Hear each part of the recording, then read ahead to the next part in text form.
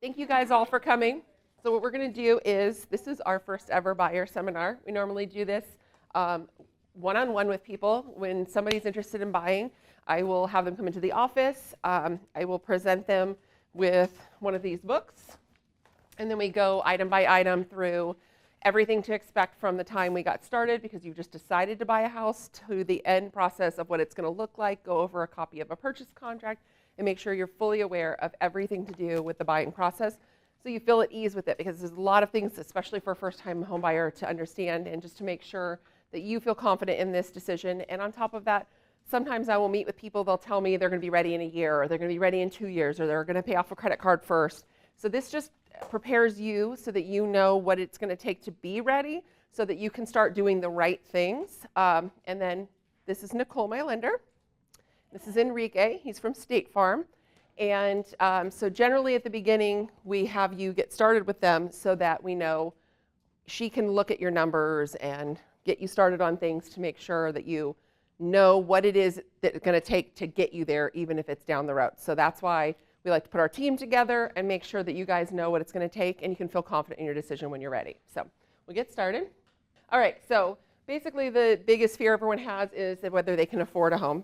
And I just love this because it's a proven fact that when you buy your first home, that helps set you up for your dreams for the future. And a lot of times people say, like, I'm going to wait, I'm going to save. And one of my cousins actually was wanting to wait till she can afford the house that she wanted, and she was saving a 20% down payment. Well, it was just her and her husband. I convinced her that we need to just get you into a condo at a lowest down payment, because you're never going to outsave that 20%. And then when the equity goes up in the property, we'll take that and put it down on the house that you really want. So like 4 months after she got into a condo, she got pregnant. And 2 years later, she had a second child. And now there's the 3 of them in that condo, but she had $200,000 in equity. So she was able to sell that place and put that as a down payment.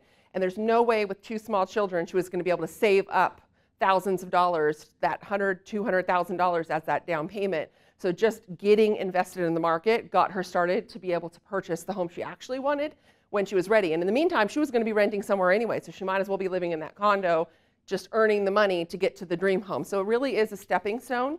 So a lot of times I'll say to people, even if you can't afford a house that you can live in, like you're renting something and the home that you can afford, purchase price for your debt to income ratio that your lender will tell you you can afford, you can't really pay that payment because it's just too high for you.